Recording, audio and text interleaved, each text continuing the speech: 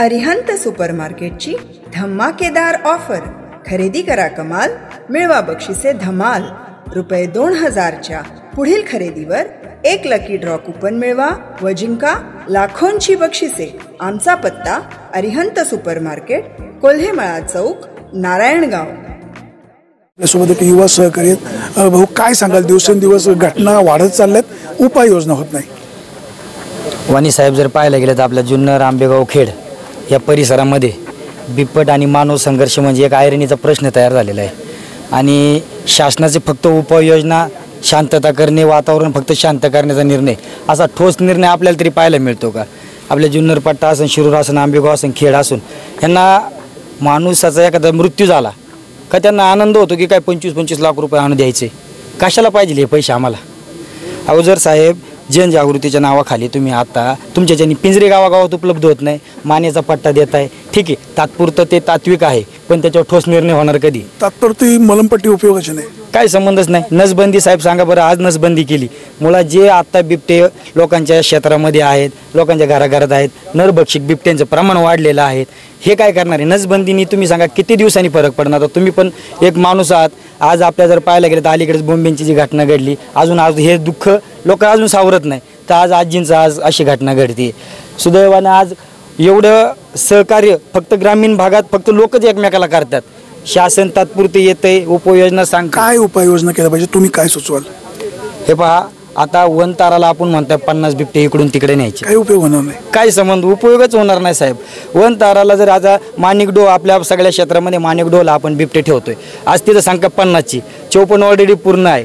आणि वन विभागाकडून कळते का 2,500 ते 3,000 बिबटे या 2-3 तालुक्यात आहे. आणि जर पिंजऱ्यांचं नियोजन पाहिलं तर अक्षरशः 60 आणि 70 पिंजरे. काय करणार आहे साहेब? आणि पकडूनही तुम्हाला, मला एक माझं आज एवढे शेतकरी उभे आहे, आज इथं ग्रामीण भागातील माणसं उभे, आज सगळ्यांच्या घरात दुःख आहे. साहेब तुम्ही मला सांगा, या बिबट्याचा सरकारला फायदा काय किंवा शेतकऱ्याला फायदा काय, याचा एक प्रश्न तुम्ही मला द्या. हे जर हत्तीसारखं प्रमाणे, हत्ती एक आपण माणूसाला एक वन्य प्राणी आहे, त्याचं एक संगोपन राहिलं पाहिजे, पण त्याचं प्रमाण लिमिटेशन आहे ना. व त्याचा त्रास जंगल सोडून गावात लोकांना तर नाही. अहो, आज जर 1-1.5 एकरच्या क्षेत्रामध्ये जर 4-5 बिबटे जर शेतकऱ्यांना दिसायला लागलेत, तर माणसांची मजुरी कमी आणि बिबटे वाढलेत. काय करायला पाहिजे? ह्याचा फायदा काय? तुम्ही जर अनुदानाला एवढे, आता अजितदादांनी सांगितले 2 कोटी रुपये देतो आणि पुढची उपाययोजना करतो. दादा, तुमची मदत येईपर्यंत, तुमचे पिंजरे येईपर्यंत ही दुसरी घटना आत्ता घडलेली. इथनं पुढे जर अशाच घटना वारंवार घडत झाली, त्या 2 कोटीचं काय करता तुम्ही? 8 माणसं गेले की तुमचे 2 कोटी संपणार आहे आम्हाला, बरोबर आहे ना वाणी साहेब? 25 लाख रुपये तुम्ही माणूस गेल्यावरती द्या. त्यामुळे याच्यावर ठोस निर्णय घेणार काय? नसेल जुळत तर याच्यावरती उपाययोजना अशी झाली पाहिजे वाणी साहेब. आज जर पंचकृषीत म्हणण्यापेक्षा आपले 2-3 तालुके आज एकमेकाला आधार आहे फक्त. शासन आता बघा, आज वन विभाग कमी आणि पोलीस कर्मचारी जास्त आहे. काय आंदोलन आहे का इथं? काय हे तुम्ही सांगा? वन विभाग कमी आणि पोलीस कर्मचारी जास्त आहे आज, म्हणजे काय? फक्त शेतकऱ्यांनी आक्रोश नाही केला पाहिजे म्हणून हे आपल्या दंडकशाही करताय काय? ह्याचा मुळात फायदा काय? जर तुम्हाला एवढी जर काळजी होती, जर तुमच्या जर एवढी उपाययोजना होत्या, जर हे नियोजन तुमच्या ज्याने जुळलं असतं तर ही घटना घडली नसती. अलीकडल्या काळात आता घटना होऊन तरी किती दिवस झालेत? आणि शिवन्य बॉम्बे 8 दिवस झाले, बरोबर आहे. आता यांचं म्हणणं आहे का गावात आम्ही 10 पिंजरे लावले, 8 पिंजरे लावले. पिंजऱ्यांनी करता काय? तुम्ही इथून उचलितात, परत 20 किलोमीटर, 40 किलोमीटर, 50 किलोमीटर ते बिबटे सोडले जातात. तुम्हाला तेही मारण्याचा अधिकार. नौटंकी होते, बनवेगिरी होते. हा काय कायमस्वरूपी उपाय होत नाही. कायमस्वरूपी उपाय होणारच नाही आहे यांच्याच्यानी. हे सध्याचं वातावरण पाहता, यांनी सरळ शेतकऱ्यांना आहे ना, आता पिंजरे वाटप बंद करा, पट्टे वाटप बंद करा. गावोगावी शेतकऱ्यांना तुम्ही ना, आम्ही एक कमिटी तयार करतो गावातली 20-20, 25-25 जणांची, आणि आम्हाला खुशाल तुम्ही आता बंदुकी द्यायची वेळ आलेली आहे. घराघरात आम्ही बिबट्यानं वावरात जाऊन आम्ही 1-1 बिबट्या मारू शकतो. एवढे तर तरुण वर्ग आज जागृत आहे. ह्याचं करायचं काय तुम्हाला? ह्या बिबट्याचा पासून शेतकऱ्याला उत्पन्न आहे का सरकारला उत्पन्न आहे? फायदा कोणाचा आहे? वन्य प्राणी आहे, आम्ही मानतो, आम्ही जपतो. हत्तीला आम्ही जपतो, सिंहाला आम्ही जपतो, पण हे बिबटे आमच्या घरावर येऊन ठेपलेत, आमच्या घरात यायला आले. घरातल्यांनी राहायचं कुठं?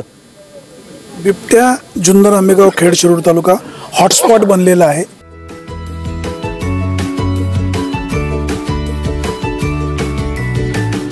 बातम्या शेतीच्या, बातम्या मातीच्या, बातम्या अन्यायाच्या, गुन्हेगारीच्या,